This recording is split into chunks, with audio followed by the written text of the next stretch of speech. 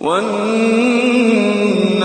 إذا هوى ما ضل صاحبكم وما غوى وما ينطق عن الهوى إن هو إلا وحي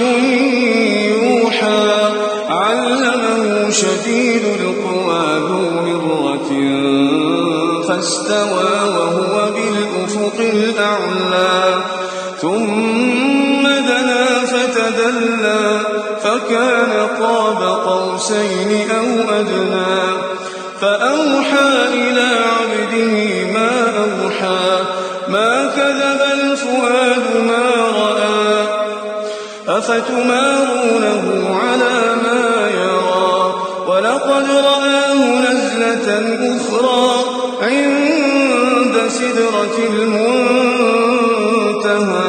عندها جنة المأوى إذ يغشى السدرة ما يغشى ما زاغ البصر وما طغى لقد رأى من آيات ربه الكبرى أفرأيتم اللات والعزى ومناة الثالثة الأخرى ألكم الذكر وله الأنثى تلك إذا قسمة ضيزى إن هي إلا أسماء سميتموها أنتم وآباؤكم ما أنزل الله بها من سلطان إن يتبعون إلا الظن وما تهوى الأنفس ولقد جاءهم من ربهم الهدى أم للإنسان ما تمنى فلله الآخرة والأولى وكم من ملك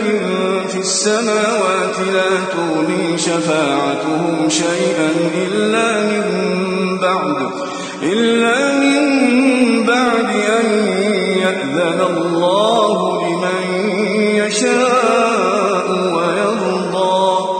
إن الذين لا يؤمنون بالآخرة ليسمون الملائكة تسمية الأنثى وما لهم به من علم إن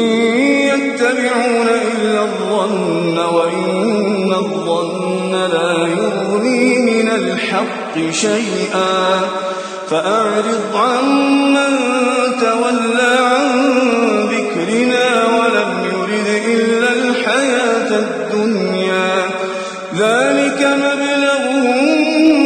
من العلم إن ربك هو أعلم بمن ضل عن سبيله وهو أعلم بمن اهتدى ولله ما في السماوات وما في الأرض ليجزي الذين أساءوا بما عملوا ويجزي الذين أحسنوا بالحسنى الذين يجتنبون كبائر الإثم والفواحش إلا اللمم إن ربك واسع المغفرة هو أعلم بكم إذ أنشأكم من الأرض وإذ أنتم أجنة في بطون أمهاتكم فلا تزكوا أنفسكم هو أعلم بمن اتقى أفرأيت الذي تولى وأعطى قليلا وأكدى أعنده علم الغيب فهو يرى أم لم ينبأ بما في صحف موسى وإبراهيم الذي وفى ألا تزر وازرة وزر أخرى وأن ليس للإنسان إلا ما سعى وأن سعيه سوف يرى ثم يجزاه الجزاء الأوفى وأن إلى ربك المنتهى وأنه هو أضحك وأبكى وأنه هو أمات وأحيا وأنه خلق الزوجين الذكر والأنثى من نطفة إذا تمنى وأن عليه النشأة الأخرى وأنه هو أغنى وأقنى وأنه هو رب الشعرى وأنه أهلك عادا الأولى وثمود فما أبقى وقوم نوح من قبل إنهم كانوا هم أظلم وأطغى والمؤتفكة أهوى فغشاها ما غشى فبأي آلاء ربك تتمارى هذا نذير من النذر الأولى أزفت الآزفة ليس لها من دون الله كاشفة